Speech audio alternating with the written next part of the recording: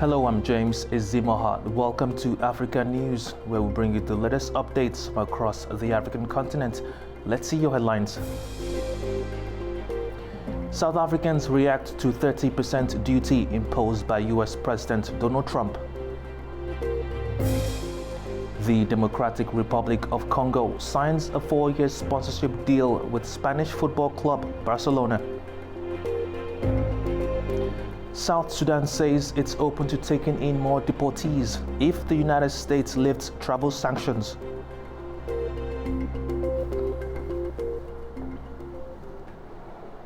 Thank you for joining us.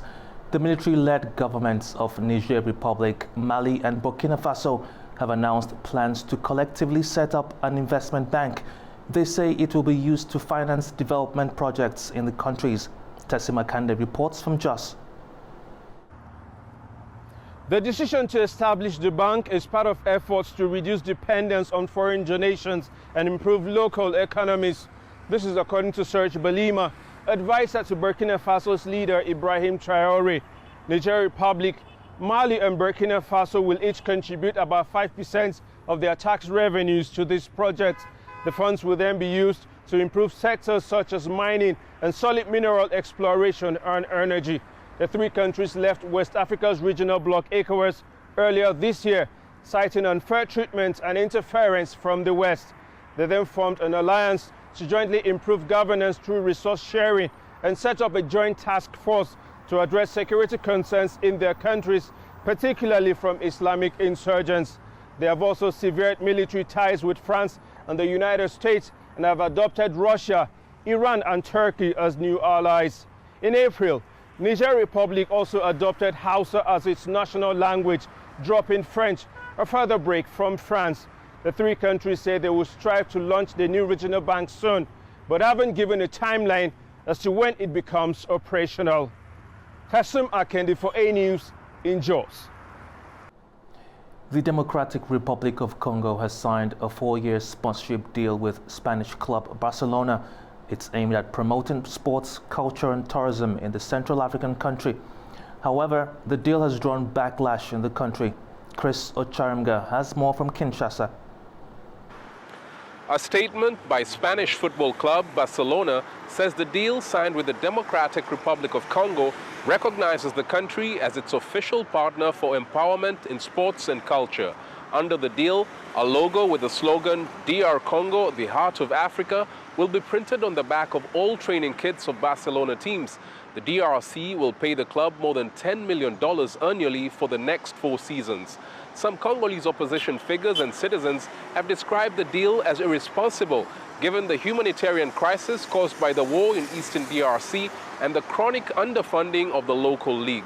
But authorities have defended it, saying it will help improve the country's profile abroad. The DRC has signed similar sponsorship deals with European clubs AS Monaco and AC Milan. Its regional rival, Rwanda, has also deals with Arsenal, Bayern Munich, and Paris Saint-Germain, promoting tourism. Earlier this year, the DRC foreign minister urged clubs to end their sponsorship with Rwanda for its role in supporting the M23 rebels in eastern Congo. Some of the clubs ignored the call and renewed their partnership. Chris Ochamringa for A News in Kinshasa. South Sudan's government is asking the U.S. to lift sanctions against its officials and release frozen assets in exchange for the East African nation to take in more deportees from America. South Sudan's request comes after the U.S. deported 8 people, including many non-South Sudanese citizens, to Juba in July this year. Patrick Oyet reports from Sudan's capital, Juba. South Sudan's Foreign Affairs Minister says the government has submitted a formal diplomatic note to the U.S.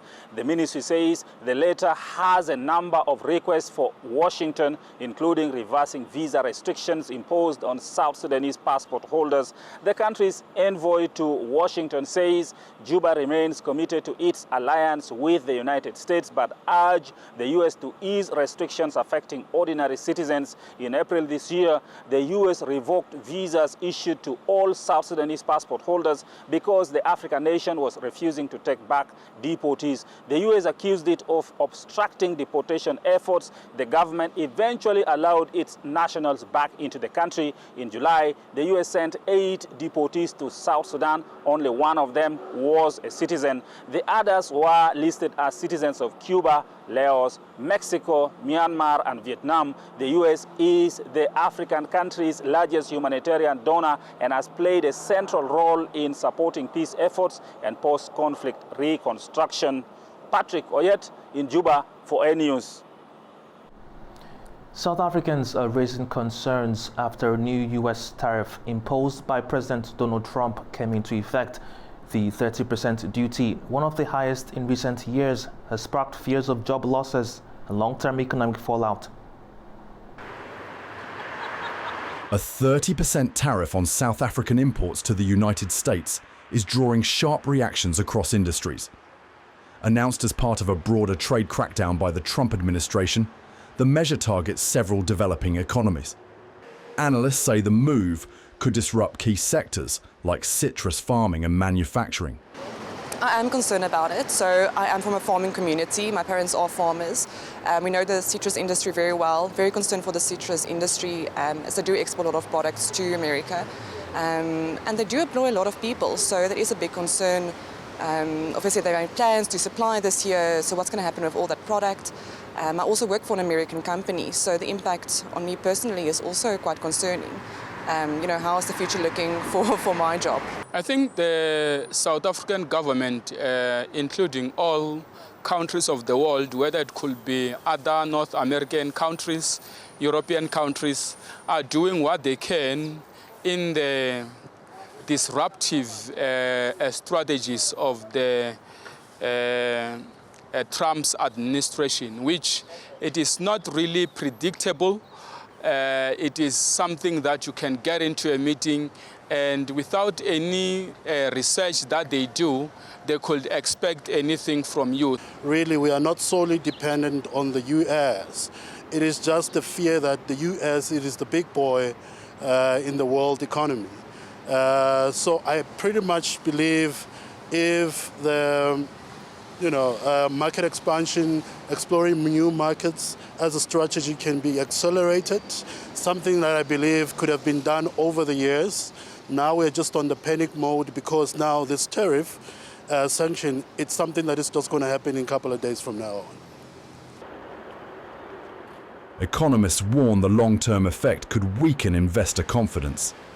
With few signs of a policy reversal, businesses may be forced to find new export routes or scale back production.